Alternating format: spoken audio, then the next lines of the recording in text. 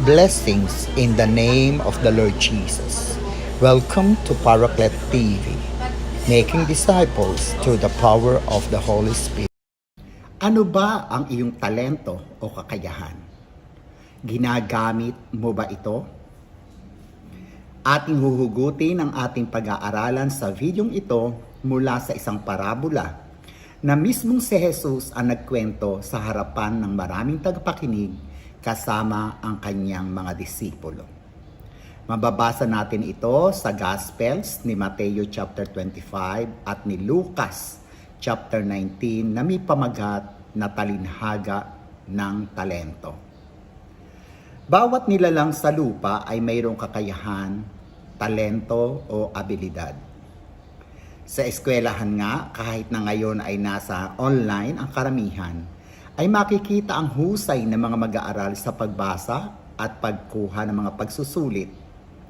Marami sa kanila ay makikita din natin sa entablado tulad ng pag-awit, pagsayaw o pag-akto. Meron din naman sa trabaho, may kakayahan sa computer, pagsulat, pagsasaliksik, pagkukumpuni ng mga sira na sasakyan at iba pang gamit o pagkakarpintero.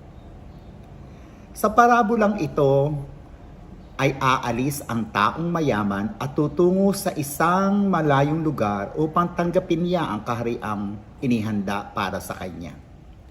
Tinawag niya ang 10 niyang tagapaglingkod at binigyan ito ng mga talento sa ibang salin, mga produkto, upang kanilang ipangalakal hanggang siya ay magbalik.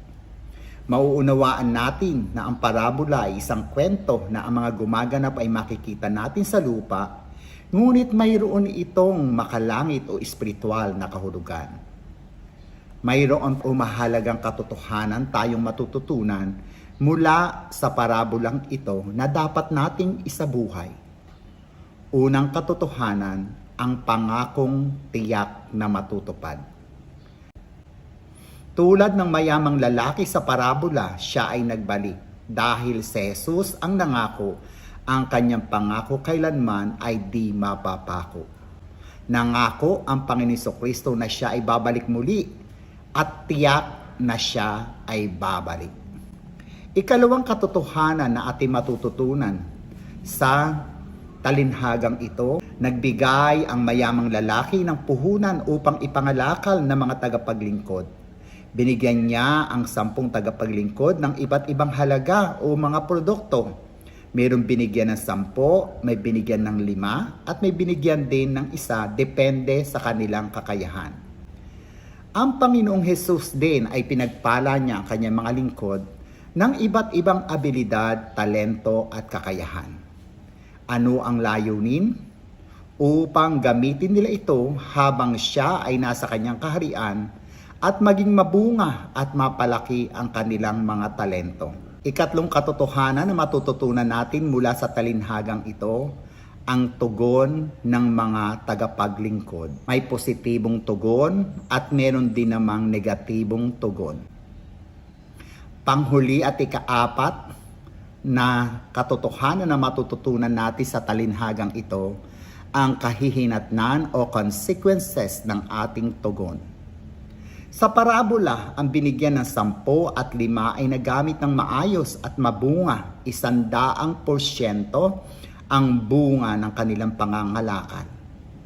Ang 10 ay namunga ng 10 pa at ang 5 ay namunga din ng 5. Kaya nga ang nawika ng mayamang lalaki, mabuti at tapat na tagapaglingkod, kayo ay mamamahala ng mga syudad. Sa kaharian ng Diyos ay gayon din, kung sino ang tapat at mabuti, ang promosyon ay naghihintay sa kanila.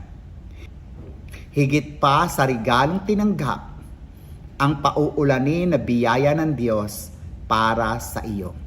Amen? Samantala, ang isang binigyan ng talento na iisa ay sobra pang nangatwiran. Pamilyar po ba? Kung sino ang hindi gumagawa o kumikilos sa kaharian ng Diyos, siya pa ang maraming mga complaints. Siya pa ang maraming mga tanong. Siya pa ang lahigit na nakakakita ng pagkakamali ng iba.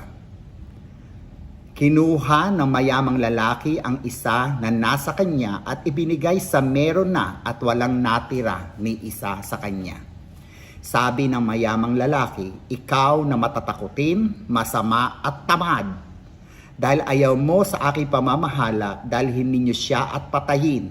Sa ibang salin ng Biblia, siya ay itinapon sa naglalagablab na apoy. Winika ng parabola na ang meron ay bibigyan pa ng marami at ang wala ay kukuhanin pa ang nasa sa kanya. Tandaan po natin, anumang bagay na meron tayo at ginagamit natin ito sa kaharian ng Diyos sa ubasan ng Panginoon, hindi ito mawawala o magkukulang, kundi ito ay dadami pa. The law of multiplication. Amen? Tulad ng himala ng pagpaparami ng Panginoon sa pamamahala o sa pamamagitan ng 5 tinapay at 2 isda na inihandog sa Diyos na pakain ang 5,000 lalaki at may nilabis pang 12 bakol. Tandaan po natin, 5,000 lalaki lamang at alam natin mayroong mga babae na nakikinig sa Panginoon at mga bata. Gayon din naman ang mangyayari kapag tayo ay naging mabuti at tapat na tagapaglingkod ni Jesus. Ang kokoonte ay dadami at ang marami ay dodoble. Amen? Ngunit kapag tayo ay natulad sa alipin na takot at tamad na hindi ginagamit ang puhunan o talento na ipinagkaloob sa kanya, kaparusahan ang naghihintay sa kanila. Isang paalala, huwag nating gayahin ang tamad at di tapat na alipin. Masumpungan tayo na maging mabungang gumagawa sa katawan ng Panginoon Jesucristo upang sa pangako niya na siya'y babalik muli na tiyak na magaganap at kita na natin ang mga sinyalis ng kanyang pangalawang pagdating. Taas noo tayong haharap sa Hari ng mga Hari, Panginoon ng Panginoon. Share Jesus. Subscribe and Subscribe and share share. Oracle Oracle TV. TV. Go, go, go.